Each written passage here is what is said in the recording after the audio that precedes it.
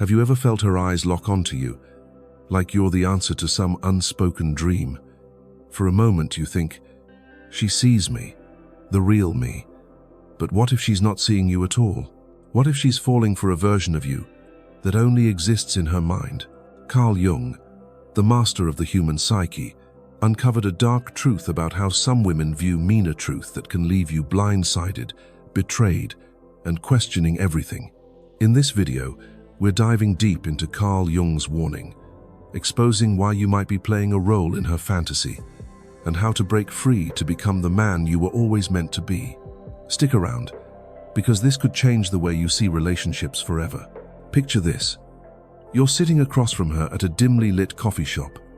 She's smiling, her eyes sparkling with something you can't quite name. Is it admiration? Desire? Maybe even love? You feel a rush, a sense that you're special, that you're the one she's been waiting for. But here's the question that might stop you in your tracks. What if the man she's falling for isn't you? What if it's a version of you she's built in her head, a fantasy she's been crafting since she was a little girl? Carl Jung, the Swiss psychologist who spent his life dissecting the human psyche, called this phenomenon projection. And it's at the heart of a truth that every man needs to understand about how some women see them. Carl Jung didn't just throw around buzzwords. He dove deep into the unconscious mind, that shadowy part of us that runs the show without us even noticing. One of his most groundbreaking discoveries was the concept of the Animus, the inner masculine image that lives inside every woman. Think of it like an invisible blueprint, a mix of her father's strength, the heroes she admired in movies, and the dreams she's carried since childhood. This animus isn't just a random thought. It's a powerful force that shapes how she sees the men in her life.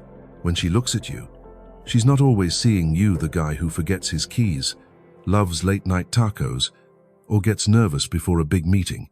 No, she's often seeing the animus, the idealized man she's projected onto you. Let's make this real with a story.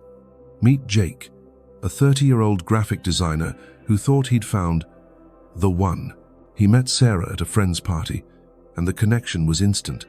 She laughed at his jokes, leaned in close when he spoke, and told him he was different. Jake felt like he was on top of the world. But a few months into the relationship, things started to shift. Sarah began criticizing little things: how he dressed, how he didn't take charge enough, how he wasn't as ambitious as she expected. Jake was confused. He hadn't changed, but suddenly, he wasn't enough. What happened? Sarah wasn't in love with Jake. She was in love with the animus she'd projected onto him, a confident, take-charge leader who only existed in her mind. When Jake didn't match that fantasy, she didn't adjust her expectations. She just started looking for someone else to cast in the role. This is the dark truth Carl Jung warned us about. Some women don't fall in love with men. They fall in love with the idea of men. And the scariest part? Most of them don't even realize they're doing it. Carl Jung described the animus as a kind of psychological lens. When it's underdeveloped or unchecked, it distorts reality. It's like she's wearing glasses that make every man look like the hero in her personal movie until he steps out of character. And when that happens, she doesn't rewrite the script. She just replaces the actor. You might think you're being chosen for who you are, but often you're being cast to play a part you didn't even audition for. So, how do you know if you're caught in this trap? Here are 3 signs to watch for. Sign 1. She wants you to change constantly. Does she keep pushing you to be someone you're not?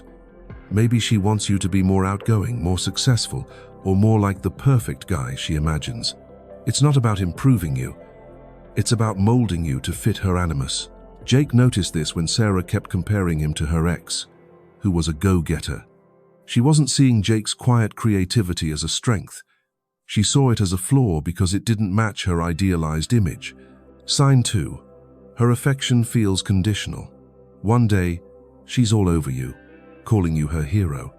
The next, she's distant because you didn't live up to some unspoken expectation. If her love feels like a reward for performing correctly, that's a red flag.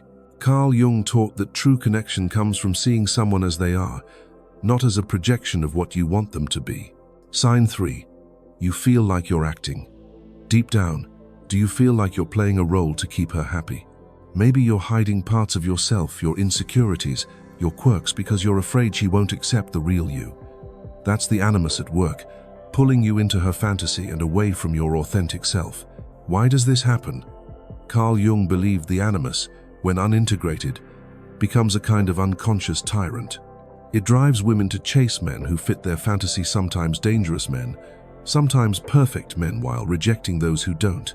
It's not that women are manipulative or shallow, it's that they're often unaware of the animus pulling the strings. And here's where it gets tricky for men. You fall for it because no one taught you to spot it. You mistake her desire for you as being known, when really, you're just the latest face in her ongoing story. But let's pause and flip the script for a second. This isn't about blaming women. Carl Jung was clear that projection isn't a one-way street. Men project their own inner feminine, the anima, onto women too. We'll dive deeper into that later, but for now, know this. The problem isn't her. The problem is when you don't see the projection for what it is. You keep trying to fit her mold, bending yourself into shapes that don't feel right. All to avoid the one thing scarier than losing her, losing yourself. So, what's the cost of staying in her fantasy? That's what we're diving into next. Because when you play the role she's cast you in, you're not just risking a broken heart, you're risking something far more precious, your own identity. Stick around, because Carl Jung's insights are about to show you why this game is more dangerous than you think. You've felt it, haven't you? That moment when her approval makes you feel like you're 10 feet tall. Her smile, her words, her touch, they tell you you're enough. But what happens when that approval starts to slip? When her eyes don't light up the way they used to? Suddenly, you're scrambling, trying to figure out what you did wrong, how to get back to being the man she seemed to love. This is where Carl Jung's warning hits hard. When you live in the script of her projection, you're not just risking a breakup, you're risking yourself. Welcome to the dangerous game of playing a role in someone else's fantasy, and let's talk about what it really costs you. In the last chapter, we uncovered Carl Jung's dark truth. Some women don't see you for who you are. They see the animus, the idealized man they've projected onto you. But here's the flip side. You fall for it. You mistake her desire for understanding, her choice for love. You think you're being known, but you're just being cast. And the moment you step into that role, you start paying a price you might not even see until it's too late. Carl Jung called this a kind of psychological betrayal, not just of her, but of yourself. Because every time you bend to fit her fantasy, you chip away at who you really are. Let's bring this to life with a story. Meet Ryan, a 35-year-old sales manager who thought he'd found his soulmate in Emily. When they met, Emily made him feel like a king. She loved his confidence, his drive, the way he seemed to have it all together. Ryan soaked it up. He started dressing sharper, working longer hours, even picking up hobbies he thought she'd like hiking, though he'd rather spend Sundays on the couch with a video game. But as time went on, Emily's expectations grew. She wanted him to be more romantic, more spontaneous, more like the leading man in her favorite rom-coms. Ryan tried to keep up. He planned elaborate dates, memorized her favorite love songs, and pushed down his own needs to keep her happy. But no matter what he did, it was never enough. Emily grew distant, and one day she left, saying she needed someone who really gets me. Ryan was devastated. He'd given everything, but he was left wondering, who was I even trying to be? Ryan's story isn't unique. It's the story of countless men who've fallen into the trap of living for someone else's projection. Carl Jung taught that when you play this game, you pay 3 heavy costs. Cost uno. You lose your identity. Every time you change yourself to fit her fantasy, you drift further from who you are. You hide your quirks, suppress your passions, and silence your doubts because you're afraid the real you won't be enough. Ryan stopped gaming, stopped joking around with his buddies, stopped being the laid-back guy he loved being all to be Emily's perfect man. Over time, he didn't recognize himself anymore. Carl Jung called this self-betrayal, and it's the first step toward losing your soul. Cost 2. You live in constant anxiety. When your worth is tied to her approval, you're never at peace. Every text she doesn't answer, every sigh she lets out, every glance that feels off it all becomes a signal that you're failing. You're walking on eggshells trying to perform perfectly in a role you don't even understand. Ryan spent nights replaying their conversations, analyzing what he said wrong, wondering how to fix things. That kind of anxiety isn't love. It's a prison. Cost 3. You set yourself up for heartbreak. The cruel irony of projection is that it's doomed to fail. No man can live up to an idealized fantasy forever. When you inevitably fall short because you're human, she doesn't adjust her expectations. She moves on, looking for the next actor to play the part. Ryan thought Emily left because he wasn't enough, but the truth was simpler. He was never the man she fell for. He was just a stand-in for her Animus, and when he couldn't keep up the act, the curtain fell. Why do men fall into this trap? Carl Jung had an answer. Because society trains you to seek validation from women. From a young age, you're told that a man's worth is measured by how much he's loved, how many women want him, how well he can win her heart. So you learn to perform. You learn to say the right things, act the right way, be the man you think she wants. But here's the kicker. The more you perform, the less she respects you. Carl Jung observed that the feminine instinct isn't drawn to predictability or obedience. It's drawn to authenticity, to a man who knows who he is and stands firm in it. When you mold yourself to her fantasy, you don't become more lovable, you become invisible. Let's be real for a second. This doesn't mean women are the enemy. Carl Jung was clear that projection goes both ways. Men project their own inner feminine, the anima, onto women, expecting them to be their savior, their muse, their mother. The problem isn't women or men, it's the unconscious game we're all playing. But as a man, your job isn't to fix her projection, it's to stop volunteering for the role. Because every time you do, you're not just hurting yourself, you're setting up both of you for pain. So, how do you know if you're playing her game? Ask yourself these questions. Are you hiding parts of yourself to keep her happy? Do you feel like you're always one misstep away from losing her? Are you more focused on being who she wants than being who you are? If you're nodding, you're not alone. Most men have been there. But here's the good news. You don't have to stay there. Carl Jung didn't just point out the problem, he gave us a way out. It's called individuation, and it's the path to breaking free from her script and writing your own. Before we dive into that solution, let's sit with this for a moment. Think about Ryan, about yourself, about the times you've tried to be someone you're not just to keep her smile. What did it cost you? Maybe it was your confidence, your peace, your sense of self. Whatever it was, it's not too late to take it back. In the next chapter, we're going deep into Carl Jung's path to freedom, how to stop being her actor and start being your own author. Stay with us, because this is where things get real. So, you've seen the trap. You've felt the weight of playing a role in her fantasy, losing pieces of yourself to fit her projection. Maybe you're wondering, is there a way out? Can I stop this cycle of chasing approval and still feel whole? Carl Jung didn't just expose the problem, he gave us a lifeline. It's called individuation, and it's the process of becoming the man you were always meant to be, not the one she or anyone else expects you to be. This isn't a quick fix or a motivational slogan. It's a raw, challenging, and sometimes lonely journey. But it's also the path to freedom. Let's dive into what individuation really means, and 3 practical steps you can take to start it right now. Carl Jung described individuation as the lifelong work of integrating all parts of your psyche, the good, the bad, and the parts you've buried deep because they scare you. It's about facing your shadow, the hidden flaws and fears you pretend don't exist, and your anima, the inner feminine side that shapes how you relate to love and connection. When you do this, you stop needing others to define your worth. You stop being a puppet in her animus-driven fantasy. You become the author of your own story, rooted in truth and unafraid to stand alone. Sounds powerful, right? But let's be honest, it's not easy. Carl Jung called it a brutal voyage, because it forces you to confront the things most men run from: insecurity, rejection, and the fear of not being enough.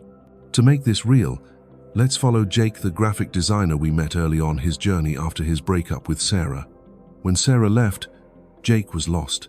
He'd spent years trying to be her perfect man, and now he didn't know who he was without her. He felt worthless, like he'd failed at love and life. But something inside him refused to give up. One night, scrolling through YouTube, he stumbled across a video about Carl Jung's ideas. The word individuation stuck with him. He decided to try it, not knowing where it would lead. Jake's story shows us what individuation looks like in practice, and it's a guide for any man ready to break free. Here are 3 practical steps to start your own individuation journey, inspired by Carl Jung's teachings and Jake's transformation. Step 1. Face your shadow. The shadow is the part of you you've pushed away: your anger, your fears, your weaknesses. Most men hide these because they think they'll be rejected if they show them. But Carl Jung said, "What you resist persists." Ignoring your shadow makes you vulnerable to her projections because you're desperate to seem good enough. Jake started by journaling about his insecurities. He admitted he was terrified of failing at work and felt unworthy of love since childhood. It was painful to write, but it was also a relief. For the first time, he wasn't pretending to be perfect. Try this. Write down one thing you're ashamed of. Don't judge it, just let it be. Then ask, how has hiding this shaped my choices in relationships? This small act of honesty cracks open your shadow and starts the healing. Step 2. Reclaim your anima. The anima is your inner feminine, the part that craves connection, vulnerability, and love. Men often project this onto women, expecting them to complete them. Carl Jung warned that until you integrate your anima, you'll keep chasing women to fill a void that's yours to fill. Jake realized he'd been looking to Sarah to make him feel worthy, like she was his missing piece. To reclaim his anima, he started spending time alone, reflecting on what he wanted from life, not what she expected. He picked up painting again, a hobby he'd abandoned because Sarah thought it was unproductive. It wasn't about the art, it was about listening to his own heart. Try this. Do one thing that feels vulnerable but true to you. Maybe it's writing poetry, calling a friend to talk about your fears, or just sitting in silence. This reconnects you to your anima and reduces your need for her approval. Step 3. Build your own worth. Individuation means defining your value from within, not from her smile or her words. Carl Jung taught that a man who knows his worth can't be seduced by projections because he's already whole. Jake started small. He set a goal to improve his design skills, not to impress anyone, but because it made him proud. He joined a gym, not to look better for women, but to feel strong in his own body. Over time, he noticed a shift. He stopped caring so much about what others thought. He was enough, not because someone said so, but because he believed it. Try this. Pick one goal that's just for you: learning a skill, getting healthier, or pursuing a passion. Commit to it for 30 days. Each step you take builds a foundation of self-worth that no one can take away. Jake's journey wasn't smooth. There were nights he doubted himself, moments he missed Sarah's validation. But as he faced his shadow, reclaimed his anima, and built his worth, something changed. He started attracting different Pio women who wanted a perfect man, but friends and partners who valued the real him. He wasn't performing anymore. He was living. And that's the power of individuation. It doesn't just free you from her fantasy, it frees you to be fully alive. Let's address the elephant in the room. Individuation is lonely. Carl Jung warned that this path isn't for everyone. As you start to see through projections, you'll notice the games people play, the masks they wear, the lies they tell themselves. And when you stop playing along, some will pull away. Friends might call you too serious. Women might say you're distant. But they're not rejecting you. They're reacting to the fact that you're no longer controllable. You've stepped off the stage, and that makes you a mirror, reflecting truths they're not ready to face. Carl Jung himself lived this. He lost friendships, faced criticism, but he kept walking because he knew the cost of staying in authenticity was far greater. Here's the payoff, though. Individuation doesn't make you cold or isolated. It makes you real. You become grounded, confident, unafraid to stand alone. And paradoxically, that's when you start attracting the right connections. Not women who need you to play a role, but those who see you for you. Jake met Lisa a year into his journey. She didn't expect him to be her hero or her savior. She was on her own path, facing her own animus, and they connected as equals.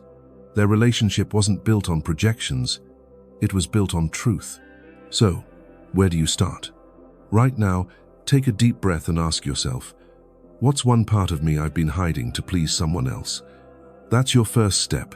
In the next chapter, we'll explore what happens when you live this truth, how it transforms not just you, but the relationships you build. Stay with us, because this is where you start writing your own story. You've faced the trap of her projection, felt the cost of playing her game, and started down the path of individuation. Now, imagine this, a relationship where you don't have to perform, where you're not cast as a hero or a villain in someone else's story, a connection where you're seen for who you are, flaws and all. This is what Carl Jung promised at the end of the individuation journey. True connection, built on authenticity, not illusion. But here's the catch. It's not just about you becoming real. It's about finding someone who's done the same work, someone who's faced their own inner world. Let's explore what that looks like and how living as your true self transforms the relationships you build. Carl Jung taught that most relationships fail because they're built on projections. Men project their animus, their inner feminine onto women, expecting them to be saviors or muses. Women project their animus, their inner masculine onto men, casting them as perfect partners or fixers. The result? A dance of illusions where no one is truly known. But when you've walked the path of individuation, you break that cycle. You integrate your anima, so you don't need her to complete you. You face your shadow, so you don't hide who you are. You become whole, and that wholeness attracts something rare. A partner who's also whole, not looking to fill a void with fantasies. Let's bring this to life with a story. Remember Jake, the graphic designer from earlier chapters? After his breakup with Sarah, Jake committed to individuation. He faced his insecurities, rediscovered his passions, and built a life he was proud of. A year later, he met Lisa at an art gallery. Unlike Sarah, Lisa didn't shower him with grand compliments or expect him to be her perfect man. She was quiet, thoughtful, and had a spark of independence that drew Jake in. As they talked, Jake noticed something different. Lisa wasn't trying to mold him. She asked about his paintings, his dreams, his fears, not to judge, but to understand. For the first time, Jake felt seen, not as a role but as himself. Their connection grew slowly, grounded in honesty. Lisa, it turned out, had been on her own journey, confronting her animus and learning to stand in her own truth. Together, they built a relationship not of need, but of choice. What made Jake and Lisa's connection different? Carl Jung would say it's because they'd both done the work. Lisa wasn't projecting an idealized man onto Jake, and Jake wasn't seeking validation from her. They met as equals, two people who'd faced their inner worlds and could now share their outer ones. This is the essence of true connection. Two whole individuals choosing each other, not to fill gaps but to walk side by side. But let's not romanticize this. True connection isn't a fairy tale. It's raw, sometimes messy, and requires both people to keep showing up as themselves. Carl Jung warned that most relationships stay stuck in projection because people fear vulnerability. It's easier to play a role than to risk being rejected for who you are. That's why individuation is so crucial. It gives you the courage to stand in your truth, even when it's scary. And when you do, you attract partners who value that courage, not ones who need you to perform. Here are 3 signs of a true connection, inspired by Carl Jung's teachings and Jake's story. Sign 1. You can be yourself without fear. In a real relationship, you don't hide your quirks or insecurities. Jake could tell Lisa about his fear of failure without worrying she'd see him as less. She didn't try to fix him. She listened. If you feel safe being vulnerable, whether it's admitting a mistake or sharing a dream, that's a sign you're with someone who sees the real you. Sign 2. You respect each other's independence. True connection doesn't mean merging into one person. It means two people with their own lives, goals, and truths. Lisa had her own career and passions, and she didn't need Jake to define her worth. They supported each other, but they didn't cling. Carl Jung taught that healthy relationships honor individuality, not dependence. Sign 3. You grow together, not apart. A real relationship challenges you to keep evolving. Jake and Lisa pushed each other to face their fears and pursue their dreams. When Lisa doubted her ability to start a business, Jake encouraged her to confront her animus-driven doubts. When Jake hesitated to show his art publicly, Lisa reminded him of his strength. True connection isn't about staying comfortably. It's about growing into your best self. Now, let's flip the perspective. This isn't just about men. Carl Jung was clear that women need to do their own work too. The animus can be a tyrant in a woman's psyche, driving her to project unrealistic expectations onto men. A woman who hasn't faced her animus might chase perfect partners or blame men for her unmet needs. But a woman who's on her individuation journey like Lisa integrates her animus. She doesn't need a man to be her hero or her fixer. She stands in her own power, ready to meet a man as an equal. True connection only happens when both people are willing to face their inner worlds. Here's another story to drive this home. Meet Claire, a 32-year-old therapist who spent years projecting her animus onto men. She fell for bad boys who seemed strong but left her heartbroken. After therapy, Claire started her own individuation. She faced her fear of being alone and integrated her animus, recognizing she'd been seeking men to validate her strength. When she met Tom, a quiet engineer who'd also done his inner work, their connection was different. They didn't need each other to feel whole. They chose each other because they saw the truth in one another. Their relationship wasn't perfect, but it was real, built on mutual respect and growth. So, how do you find this kind of connection? You don't find it. You create it by living authentically. Keep walking the path of individuation. Keep facing your shadow and anima. Keep building a life you're proud of. When you do, you'll start attracting people who resonate with your truth, not your performance. And when you meet someone like Lisa or Tom, you'll know it. Not because they make you feel complete, but because they make you feel free to be you. Let's wrap this up with a truth Carl Jung left us. The meeting of two personalities is like the contact of two chemical substances. If there is any reaction, both are transformed. True connection transforms you not by changing who you are, but by helping you become more of yourself. In our final chapter, the outro, we'll bring it all together with a call to action, to start your journey and build relationships that last. Stay with us, because this is where you step into your power. Let's dig deeper into why true connection is so rare. Carl Jung believed most people avoid individuation because it's terrifying. Facing your shadow means admitting you're not perfect. Integrating your anima or animus means letting go of the fantasies that make love feel safe. But without this work, relationships stay shallow, built on projections that crumble under pressure. That's why Jake and Lisa's story is so powerful. They both chose the harder path. Lisa had spent years chasing men who fit her animus, confident, charismatic types who never stuck around. Through therapy, she faced her fear of abandonment and integrated her animus, realizing she didn't need a man to prove her worth. When she met Jake, she was ready to connect as herself, not as a fantasy. This brings us to an important point. Women's individuation matters just as much. Carl Jung warned that an unintegrated animus can make women prisoners of their own psyche. They might criticize men for not being enough while ignoring their own inner conflicts. A woman on her individuation journey, however, is a force. She's not looking for a savior or a project, she's looking for a partner. She's done the work to know herself, so she can see you for you. That's why Lisa didn't pressure Jake to change. She valued his authenticity because she'd fought for her own. Here's another example to show how this works both ways. Meet Mark and Elena, both in their late 30s. Mark, a carpenter, had spent years projecting his anima onto women, seeking partners who'd make him feel secure. After a string of failed relationships, he started individuation, facing his fear of rejection and rebuilding his confidence through his craft. Elena, a writer, had her own animus struggles. She'd always dated men who seemed powerful, but left her feeling small.